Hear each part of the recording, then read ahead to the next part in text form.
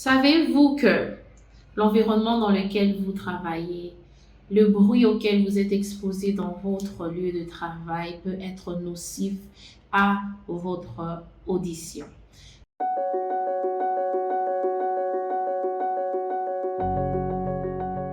Bonjour, moi c'est Madame Kamonji.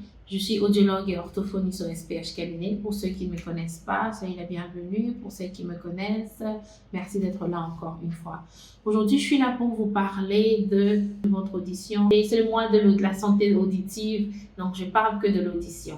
Pendant au moins quelques épisodes, je vais vous parler de la santé auditive dans votre milieu de travail ou au boulot, plus simplement.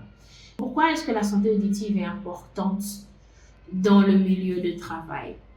Alors, déjà, l'audition, je dis ça à tout moment, c'est important. On a tous besoin de ça. Sans ça, vraiment, mon boulot, pour ceux qui connaissent. Ceux qui ont des problèmes d'audition, sans ça, ils peuvent vous dire, ou avec une difficulté de ça, ils peuvent vous dire que c'est vraiment compliqué. Donc, l'audition en soi, pour vivre sa vie, est très importante. Alors, dans le travail, pourquoi est-ce que ça a une importance spécifique dans le travail où tu es, là où tu travailles? C'est parce que dans le milieu de travail, on est exposé généralement à des machines, on est exposé à des engins, on est exposé à des équipements qui émettent des sons et nous sommes exposés à ces sons-là pendant au moins, pour ceux qui travaillent 8 heures à 16 heures, au moins 9 heures de travail. Certains font les overtime. Ils sont exposés à ce bruit-là pendant au moins 10 heures, 11 heures de travail. Et je suis là pour vous dire que avec une exposition de longue durée à tous ces sons-là, ça peut affecter votre audition et je sais que vous ne le savez pas. D'accord? Alors, voilà pourquoi la santé auditive est importante. Vous devez savoir. Je suis là pour vous appareiller de connaissances et vous responsabiliser un peu sur votre santé auditive ou sur votre audition. Au travail, il y a des professions un peu spécifiques. C'est pas tout le monde qui est affecté. Si tu travailles dans ton bureau, au calme avec ton ordinateur et la clim, c'est bon, tu n'es pas ciblé dans cette vidéo. À part si tu veux l'être, nous sommes ouverts. Mais sinon, je parle à mes frères et sœurs qui sont dans les call centers, dans toutes les entreprises de télécommunications ici. Je parle aux pilotes qui pilotent tous nos avions ici, comme Airways, SJL, CA, peu importe.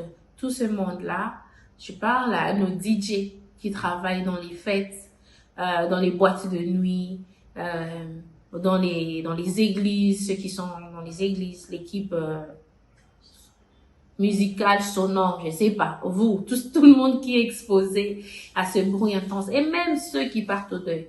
Pas seulement aux professionnels de santé, mais aussi aux clients. On sait qu'il y a des clients du deuil, je sais pas pour vous critiquer, ils sont tout le temps au deuil, exposés au bruit, clients des églises, tout le temps à côté du baffle, le micro ça crie et tout ça. Je parle à tout ce monde-là. Pour les militaires, je suis là. Pour les miniers, ceux qui travaillent dans les entreprises minières, je suis là pour les ingénieurs qui sont dans les entreprises de brasserie, de construction. Aujourd'hui, dans cette ou dans les autres séries de la santé auditive, au fait, vous êtes exposé à un bruit continuellement que vous ne remarquez pas au fait que ça endommage votre audition, ok? Ou que ça va vous endommager l'audition après 5 ans, après 6 ans. Et je suis là pour vous parler de ça, ok? On va essayer de diviser les professions par épisode pour vous montrer un peu à quel niveau de bruit vous êtes exposé en moyenne et comment est-ce que ça va affecter votre audition. Je prends un premier exemple, nos militaires de la FARDC, qui sont surtout ceux qui sont à l'Est, tout le moment au front, en train de tirer, en train de jeter des grenades parce qu'il y a eu des cas comme ça où je me souviens, il y avait un militaire qui était à l'Est, à Béni, je pense. Il avait ça s'appelle quoi? Une lance-roquette à son oreille droite. Alors quand il a tiré, ça perforait son tympan. et il est tombé au fait. Donc, on a dû le renvoyer et je l'avais consulté et son tampon était complètement perforé. Mais à part ça, il avait déjà d'autres séquelles de problèmes d'audition. Genre, je sens que j'ai du vertige à tout moment maintenant. J'ai des bruits dans les oreilles. Les bruits dans les oreilles, ça revient toujours. J'ai ceci, j'ai cela dans les oreilles. Parfois, j'ai des douleurs et tout ça. Ce sont des signes déjà que son audition a été touchée. Ça dépend de la durée à laquelle tu es exposé aussi. Par exemple, je donne l'exemple encore, j'avais quelqu'un qui était venu d'un call center, je ne vais pas citer le nom de l'entreprise, où à force de parler, je ne sais pas, ils utilisent des casques comme ça, à force de parler, répondre aux appels, parler au téléphone pendant longtemps, ils commencent à avoir des signes de troubles de l'audition. Comme je vous ai dit, numéro 1, c'est surtout ces sifflements-là. Numéro 2, c'est la fatigue auditive. Où tu dis, à un certain moment, je suis fatiguée, j'ai mal à la tête, le bruit me dérange, ce genre de choses-là. Okay? Donc, il y a tout ça auquel vous êtes exposé, mais que personne ne vous dit au fait. Que personne ne vous dit que le bruit, le travail, le poste auquel tu es peut te causer AVC.